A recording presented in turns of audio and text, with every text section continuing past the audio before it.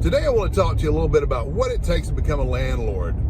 I know that a lot of you are looking to become a real estate investor, whether it's a wholesaler, flipper, rehabber, or building long-term wealth as a landlord. And I just want to talk to you some about that, because there's some things you're going to have to go through inside yourself to become a good landlord. And it's not always easy to do this, and sometimes landlords have a stigma about them. There's kind of a stereotypical evil landlord that everybody puts out there. That's really not true. It's not that they're evil people. It's just they're a product of what they have to deal with on a daily basis.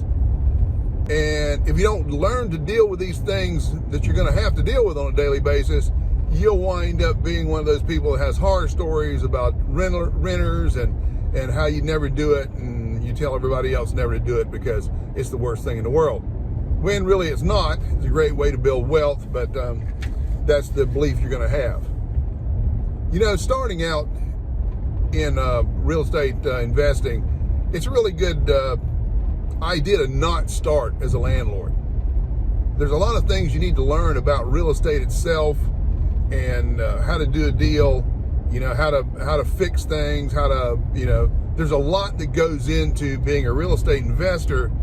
And I normally recommend that you start out on a different plane, that you start out as a wholesaler or a flipper, and move your way into being a landlord by either picking up some property management, doing a sandwich leasing arrangement with someone that wants to get out of being a landlord, or doing a master lease of someone's property and then leasing it out yourself to pick up the profit as a principal in the deal. But once you get started as a landlord and move into that area, there's some things you're going to have to deal with that are internal issues. And a lot of them are things that are just part and parcel to being a good human being, like the desire to be liked.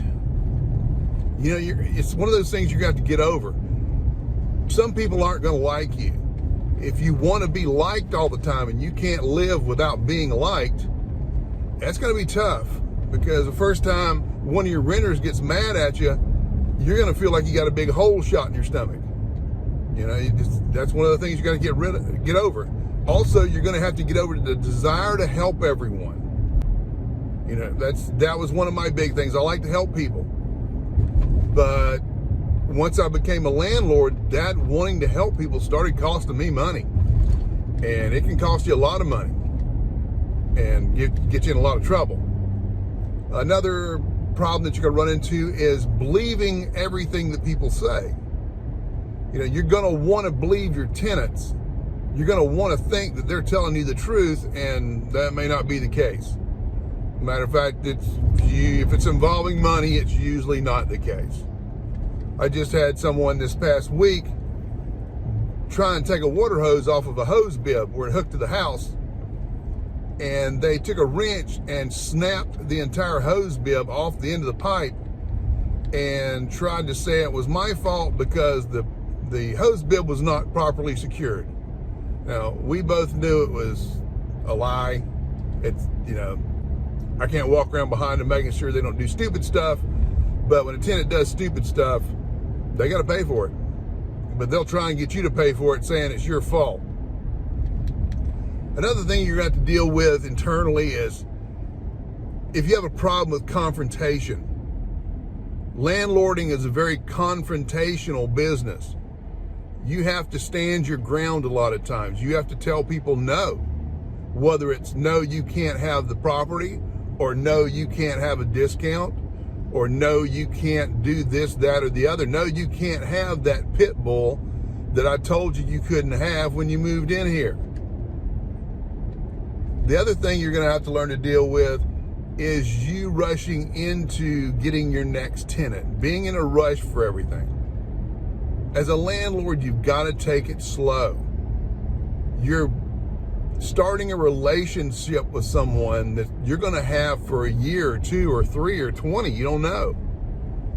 And you need to start that relationship knowing who they are and what they're doing, what they're all about. the worst thing you can do is falling prey to something we in the business call the bum rush. When you get somebody that comes up and hands you an application, says, I've got the money right here, I've got cash, I can pay you first blast of security right now, let's go, I've got to have a place, I got kicked out, yesterday, we're living in a hotel. That's bad news. Do not, that's the one you tear up and throw away. Is if they don't have a place to live, they're not people that think ahead. They're reactionary people, and they're going to be problems for you down the road. That's, some of the internal stuff you're going to have to deal with.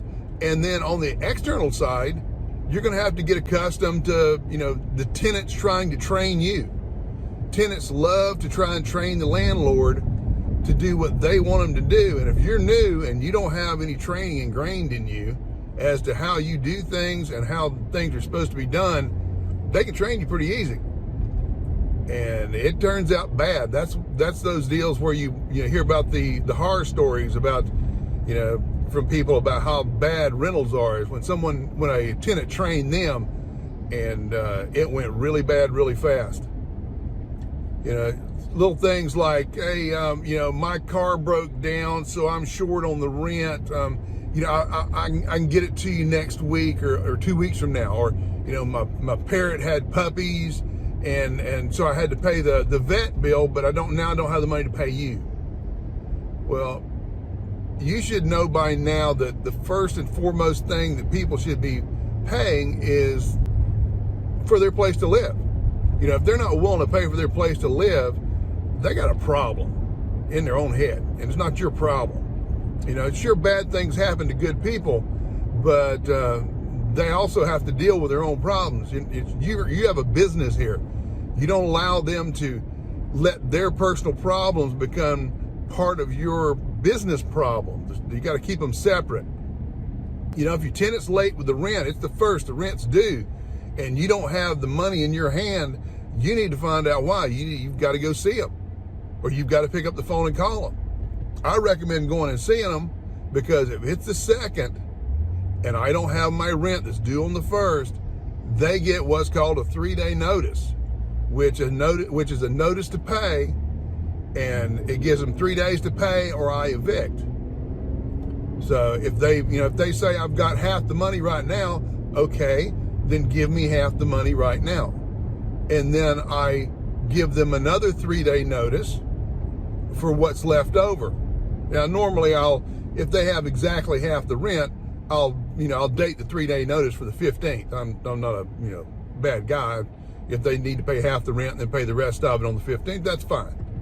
But, if they say I've got $100, I take the $100 and then just change the amount on the 3-day notice and hand it right to them and say, okay, you got 3 days to get the rest of it to me. And if you come up with another $100, come see me. Well, we can do it however you need to do it to get you over this hump. But, you got to be serious about your money, because that will make you or break you as a landlord.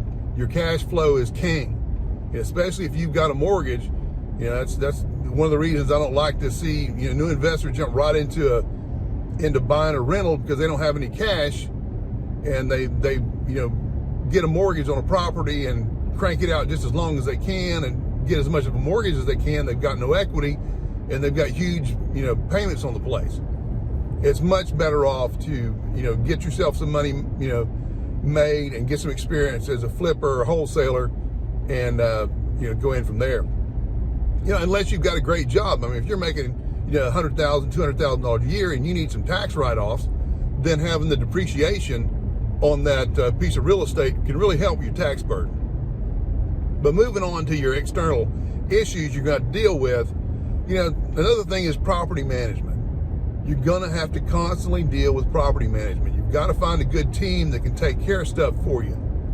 And you need to train your tenants that when something breaks, and you'll come to find that things don't break during the week, things break on Friday night or Saturday morning or Sunday morning. And if you let them, they will train you to call somebody out as an emergency call, to get that water heater fixed, You know, they'll call you, we got our water heaters broke, we can't go through the weekend without hot water. Well, I'm sorry, that is not an emergency to me. I got hot water at my house. It's not an emergency. You know, emergency to me is if the water's spraying everywhere. Now that, to me, that's an emergency. I'm gonna show up real fast for that. You know, if the house is on fire, that's not an emergency to me. That's an emergency to the fire department. Call them. You know, so you've got to train your tenants as to what is and is not important to you. And you know, a lot of people say, well, I'll get a property manager, he'll handle it all. That works if you've got a lot of properties.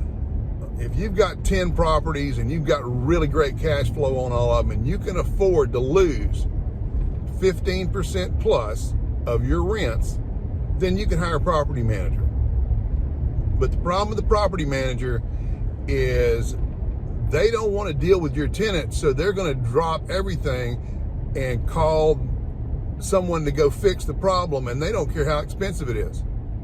And a property manager will tell you that they don't upcharge on the repairs, and they don't.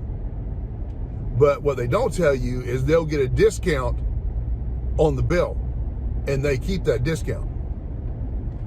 So just, you know, one of those little things you got to learn about, you know, being in the property business.